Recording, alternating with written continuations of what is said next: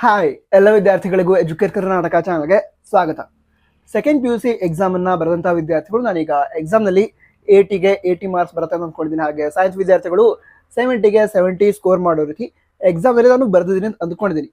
ಆದರೆ ಎಕ್ಸಾಮಲ್ಲಿ ಆನ್ಸರ್ ಬರೀಬೇಕಾದ್ರೆ ಈಗ ನನ್ನ ಸ್ವಂತ ವಾಕ್ಯದಲ್ಲಿ ಅಂದರೆ ನನ್ನದೇ ಆದ ವಾಕ್ಯದಲ್ಲಿ ನನ್ನದೇ ಆದ ಮೆಥಡ್ನಲ್ಲಿ ಆನ್ಸರ್ನ ಬರೆದಿರಿ, ನನಗೆ ಫುಲ್ ಮಾರ್ಕ್ಸ್ ಸಿಗತ್ತಾ ಅಥವಾ ಸ್ಕೀಮ್ ಆಫ್ ಇವ್ಯಾಲ್ಯೂಷನ್ ಪ್ರಕಾರ ನನ್ನ ಆನ್ಸರ್ ಇಲ್ಲದೇ ಇದ್ರೆ ಮಾರ್ಕ್ಸ್ ಕಟ್ ಮಾಡ್ತಾರೆ. ಈ ರೀತಿ ಪ್ರಶ್ನೆಗಳನ್ನ ಕೇಳ್ತಾ ಇದ್ರು. ಈ ಪ್ರಶ್ನೆಗೆ ಉತ್ತರವನ್ನು ನಾವು ಈ ವಿಡಿಯೋದಲ್ಲಿ ತಿಳಿದುಕೊಳ್ತಿದ್ದೀವಿ.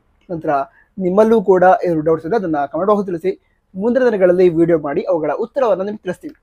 ನಂತರ ವಿದ್ಯಾರ್ಥಿಗಳು ಕೇಳಿದಂತಹ ಪ್ರಶ್ನೆಗೆ ಒಂದು ಲೈನಲ್ಲಿ ಉತ್ತರವನ್ನು ಹೇಳೋದಾದ್ರೆ ನೀವು ಸ್ವಂತ ವಾಕ್ಯದಲ್ಲಿ ಉತ್ತರವನ್ನು ಬರೆದ್ರೂ ಕೂಡ ನಿಮಗೆ ಫುಲ್ ಮಾರ್ಕ್ಸ್ ಸಿಗುತ್ತೆ.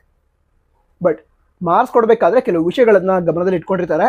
ಅದು ಯಾವುದನ್ನು ತಿಳ್ಕೊಳ್ಬೇಕು ಅಂತ ಹೇಳಿದ್ರೆ ವಿಡಿಯೋನ ಪೂರ್ತಿಯಾಗಿ ನೋಡಿ, ಸರಿನಾ? ಈಗ ಆನ್ಸರ್ ಪೇಪರ್ ಇವ್ಯಾಲ್ಯೂಯೇಟ್ ಮಾಡೋದಕ್ಕೆ ಸ್ಕೀಮ್ ಆಫ್ ಇವ್ಯಾಲ್ಯೂಯೇಷನ್ ಅಂತ ಕೊಡ್ತಾರೆ. ಈಗ ಸ್ಕೀಮ್ ಆಫ್ ಇವ್ಯಾಲ್ಯೂಯೇಷನ್ ಅಂತ ತಿಳ್ಕೊಳ್ಳೋದಾದ್ರೆ ಈ ಸಬ್ಜೆಕ್ಟ್ ಯಾವುದೇ ಆಗಿರಲಿ, ಫಿಸಿಕ್ಸ್, ಕೆಮಿಸ್ಟ್ರಿ, ಬಯಾಲಜಿ, ನಂತರ ಅಕೌಂಟೆನ್ಸಿ, ಎಕನಾಮಿಕ್ಸ್, ಕನ್ನಡ, ಇಂಗ್ಲೀಷ್ ಯಾವುದೇ ಆಗಿರಲಿ. ಈಗ ಕ್ವಶನ್ ಪೇಪರಲ್ಲಿ ಯಾವ ಯಾವ ಪ್ರಶ್ನೆಗಳಿತ್ತು ಆ ಪ್ರಶ್ನೆಗಳಿಗೆ ಉತ್ತರ ಏನು, ಸರಿನಾ? ಈ ರೀತಿ ಆ ಸ್ಕೀಮ್ ಆಫ್ ಇವ್ಯಾಲ್ಯೂಯೇಷನಲ್ಲಿ ಕ್ವಶನ್ ಪೇಪರ್ನಲ್ಲಿರುವಂತಹ ಎಲ್ಲ ಪ್ರಶ್ನೆಗಳಿಗೆ ಉತ್ತರ ಇರುತ್ತೆ. ಹಾಗೆ ವಿದ್ಯಾರ್ಥಿಗಳು ಉತ್ತರವನ್ನು ಬರೀಬೇಕಾದ್ರೆ ಆನ್ಸರ್ನಲ್ಲಿ ಯಾವ ಯಾವ ಪಾಯಿಂಟ್ಗಳನ್ನು ಬರೆದಿರಬೇಕು ಅದು ಕೂಡ ಸ್ಕೀಮ್ ಆಫ್ ಇವ್ಯಾಲ್ಯೂಯೇಷನಲ್ಲಿ ಇರುತ್ತೆ. ಈಗ ಹೆಚ್ಚಿನ ಬಾರಿ ವಿದ್ಯಾರ್ಥಿಗಳು ಸ್ವಂತ ವಾಕ್ಯದಲ್ಲೇ ಉತ್ತರವನ್ನು ಬರೆದಿರ್ತಾರೆ. ಈಗ ಸ್ಟೇಟ್ ಟಾಪರ್ಸ್ ಏನಿರ್ತಾರೆ ಅವರು ಕೂಡ ಸ್ವಂತ ವಾಕ್ಯದಲ್ಲಿ ಉತ್ತರವನ್ನು ಬರೆದಿರ್ತಾರೆ. ಈಗ ಸ್ಟೇಟ್ ಟಾಪರೇ ಆಗಿರ್ತಾರೆ ಅಂತ ಹೇಳಿದ್ರೆ ಅವರಿಗೆ ಫುಲ್ ಮಾರ್ಕ್ಸ್ ಕೂಡ ಸಿಕ್ಕಿರುತ್ತೆ. ಸೊ ಅದರ ಆನ್ಸರ್ ಏನು, ನೀವು ಸ್ವಂತ ವಾಕ್ಯದಲ್ಲಿ ಉತ್ತರ ಬರೆದ್ರೂ ಕೂಡ ಫುಲ್ ಮಾರ್ಕ್ಸ್ ಸಿಗುತ್ತೆ. ಈಗ ಇವ್ಯಾಲ್ಯೂಯೇಷನ್ ಮಾಡಬೇಕಾದ್ರೆ ನಿಮ್ಮ ಆನ್ಸರ್ ಪೇಪರ್ ಏನಿದೆ ಅದು ಮಿನಿಮಮ್ 2 ಸಲ ಇವ್ಯಾಲ್ಯೂಯೇಟ್ ಆಗುತ್ತೆ. ಈಗ ಮೊದಲಿಗೆ ಒಬ್ಬ ಇವ್ಯಾಲ್ಯೂಯೇಟರ್ ಚೆಕ್ ಮಾಡ್ತಾರೆ, ಅಂದರೆ ಆನ್ಸರಲ್ಲಿ ಯಾವ ಯಾವ ವಿಷಯಗಳನ್ನು ಬರೆದಿದ್ದಾರೆ. So according to scheme of evaluation ಎಲ್ಲ ಪಾಯಿಂಟ್ಸ್ ಕೂಡ ಕವರ್ ಆಗಿದೆಯಾ, ಹೀಗಿತ್ತು ಅಂತ ಹೇಳಿದ್ರೆ ನಿಮಗೆ ಫುಲ್ ಮಾರ್ಕ್ಸ್ ಸಿಗುತ್ತೆ. ನೀವು ನಿಮ್ಮ ಸ್ವಂತ ವಾಕ್ಯದಲ್ಲಿ ಬರೆದ್ರೂ ಕೂಡ ಸರಿಯಾದ ಕೀವರ್ಡ್ ಹಾಗೆ ಸರಿಯಾದ ಮೀನಿಂಗ್ ಬರೋ ರೀತಿ ನೀವು ಆನ್ಸರ್ನ ಬರೆದಿದ್ರೆ ಮಾರ್ಕ್ಸ್ ಸಿಗುತ್ತೆ. ಕೀವರ್ಡ್ ಅಂತ ಹೇಳಿದ್ರೆ ಕೆಲವೊಂದು ಟರ್ಮ್ಸನ್ನು ಯೂಸ್ ಮಾಡಬೇಕಾಗಿ ಬರುತ್ತೆ, ಕೆಲವೊಂದು ಶಬ್ದಗಳನ್ನು ಅಥವಾ ವರ್ಡ್ಸನ್ನು ಯೂಸ್ ಮಾಡಬೇಕು ಬರುತ್ತೆ. ಈಗ ಹಿಸ್ಟ್ರಿ ಆಗಿದ್ರೆ ಇಯರ್ಸನ್ನು ಮೆನ್ಷನ್ ಮಾಡೋದಿರುತ್ತೆ. ಸೊ ಅದನ್ನೆಲ್ಲ ಕರೆಕ್ಟಾಗಿ ಮೆನ್ಷನ್ ಮಾಡಿದರೆ ಸರಿಯಾದ ಅರ್ಥ ಬರೋ ರೀತಿ ನೀವು ಉತ್ತರವನ್ನು ಬರೆದಿದ್ರೆ ನೀವು ನಿಮ್ಮ ಸ್ವಂತ ವಾಕ್ಯದಲ್ಲಿ ಬರೆದ್ರೂ ಕೂಡ ಮಾರ್ಕ್ಸ್ ಸಿಗುತ್ತೆ. ಈಗ ಕೆಲವೊಮ್ಮೆ ಏನಾಗುತ್ತೆ ಅಂತ ಹೇಳಿದ್ರೆ ವಿದ್ಯಾರ್ಥಿಗಳು ಅವರದ್ದೇ ಆದ ಮೆಥಡ್ನಲ್ಲಿ ಎಕ್ಸಾಮಲ್ಲಿ ಆನ್ಸರ್ ಬರೆದಿರ್ತಾರೆ.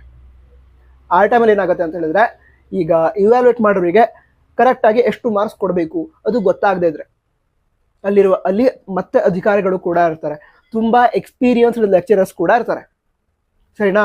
ಈಗಾಗಲೇ ಹೇಳಿದೆ ಮಿನಿಮಮ್ 2 ಬಾರಿ ಅಂತೂ ನಿಮ್ಮ ಆನ್ಸರ್ ಪೇಪರ್ ಇವ್ಯಾಲ್ಯೂಯೇಷನ್ ಆಗುತ್ತೆ.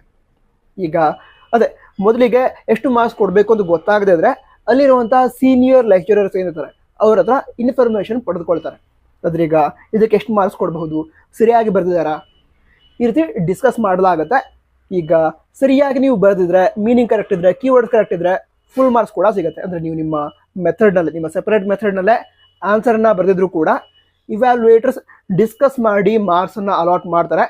ಸರಿಯಾಗಿದ್ದರೆ 5 ಔಟ್ ಆಫ್ 5 ಮಾರ್ಕ್ಸ್, ಈ ರೀತಿ ಫುಲ್ ಮಾರ್ಕ್ಸ್ ಕೂಡ ಸಿಗುತ್ತೆ. ನಂತರ ಡೆಫಿನೇಷನ್ಸ್ ಇರುತ್ತೆ, ಕೆಲವೊಂದು ಸ್ಟೇಟ್ಮೆಂಟ್ಸ್ ಇರುತ್ತೆ, ನಂತರ ಕೆಲವು ಲೇಖಕರ ಹೆಸರು ಅಥವಾ ಸೈಂಟಿಸ್ಟ್ ಹೆಸರು, ಆಥರ್ಸ್ ಅವರ ಹೆಸರನ್ನು ಬರೆದಿದ್ರೆ ಅದನ್ನು ಕರೆಕ್ಟಾಗಿ ಬರೆದಿರಬೇಕು. ಈ ರೀತಿ ಬರೆದಿದ್ರೆ ಫುಲ್ ಮಾರ್ಕ್ಸ್ ಸಿಗುತ್ತೆ. ನಂತರ 2 ಬಾರಿ ಚೆಕ್ ಮಾಡಲಾಗುತ್ತೆ ಅಂತ ಹೇಳಿದೆ ಅಲ್ವಾ. ಈಗ ಕೆಲವೊಮ್ಮೆ ಏನಾಗುತ್ತೆ ಅಂತಂದರೆ ಮೊದಲನೇ ಬಾರಿ ಚೆಕ್ ಮಾಡಿದಾಗ ಕಡಿಮೆ ಮಾರ್ಕ್ಸ್ ಬಂದಿರುತ್ತೆ. ಅಂದರೆ ಈಗ ಇವ್ಯಾಲ್ಯೂಯೇಟರ್ಸ್ ಕರೆಕ್ಟಾದ ಪಾಯಿಂಟ್ಸ್ ಬರೆದಿಲ್ಲ ಅಂತ ಒಂದು 5 ಮಾರ್ಕ್ ಕ್ವಶನ್ಗೆ 2 ಮಾರ್ಕ್ ಕ್ವಶನ್ ಅಂತ ಅಂದ್ಕೊಳ್ಳೋಣ, 2 ಮಾರ್ಕ್ಸ್ ಕೊಟ್ಟಿದ್ದಾರೆ ಅಂತ ಅಂದ್ಕೊಳ್ಳೋಣ. ಈಗ ಮತ್ತೊಮ್ಮೆ ಅದನ್ನು ಚೆಕ್ ಮಾಡಿದಾಗ ಸೀನಿಯರ್ ಲೆಕ್ಚರರ್ಸ್ ಇರ್ತಾರಲ್ವಾ, ಅವರು ಮತ್ತೆ ಸಂಪೂರ್ಣವಾಗಿ ಚೆಕ್ ಮಾಡಲ್ಲ, ಬಟ್ ಮಾರ್ಕ್ಸ್ ಅಲಾಟ್ಮೆಂಟ್ ಕರೆಕ್ಟ್ ಆಗಿದೆ ಅಂತ ಚೆಕ್ ಮಾಡ್ತಾ ಹೋಗ್ತಾರೆ. ಆ ಟೈಮಲ್ಲಿ ಅವರ ನೋಟಿಸ್ಗೆ ಬಂದರೆ, ಅಂದರೆ 5 ಮಾರ್ಕ್ಸಲ್ಲಿ ಇವರಿಗೆ ಒಂದು 4 ಮಾರ್ಕ್ಸ್ ಕೊಡೋ ರೀತಿ ಇತ್ತು, ಬಟ್ 2 ಮಾರ್ಕ್ಸನ್ನು ಕೊಟ್ಟಿದ್ದಾರೆ, ಹಾಗಿದ್ರೆ ಅವರು ಮತ್ತೆ ಮಾರ್ಕ್ಸನ್ನು ಕೊಡೋದಕ್ಕೂ ಕೂಡ ಹೇಳ್ತಾರೆ. ಸೊ 2 ಜನ ಚೆಕ್ ಮಾಡ್ತಾರೆ ಅಂತ ಟೆನ್ಷನ್ ಮಾಡ್ಕೊಳ್ಳೋ ಅವಶ್ಯಕತೆ ಇಲ್ಲ. ಈಗ ಒಂದು ಮಾರ್ಕ್ಸಿನ ಲಿಮಿಟ್ ಇರುತ್ತೆ, ಅದಕ್ಕಿಂತ ಜಾಸ್ತಿ ಮಾರ್ಕ್ಸ್ನ ವಿದ್ಯಾರ್ಥಿಗಳು ಪಡೆದುಕೊಂಡ್ರೆ ಅಂಥ ಸಂದರ್ಭದಲ್ಲಿ 3 ಬಾರಿ ಕೂಡ ನಿಮ್ಮ ಆನ್ಸರ್ ಪೇಪರ್ ಇವ್ಯಾಲ್ಯೂಯೇಟ್ ಆಗುತ್ತೆ. ನಂತರ ಇದಿಷ್ಟು ವಿಷಯಗಳಾಗಿತ್ತು. ಬೇರೆ ಏನಾದರೂ ಡೌಟ್ಸ್ ಇದ್ದರೆ ಕಮೆಂಟ್ ತಿಳಿಸಿ. ವಿಡಿಯೋ ಸಹಾಯ ಆಗಿದ್ರೆ ತಪ್ಪದೆ ಲೈಕ್ ಮಾಡಿ, ಈ ಚಾನಲ್ಗೆ ತಪ್ಪದೆ ಸಬ್ಸ್ಕ್ರೈಬ್ ಕೂಡ ಮಾಡಿ. All the best. ಜೈ ಹಿಂದ್, ವಂದೇ ಮಾತರಂ.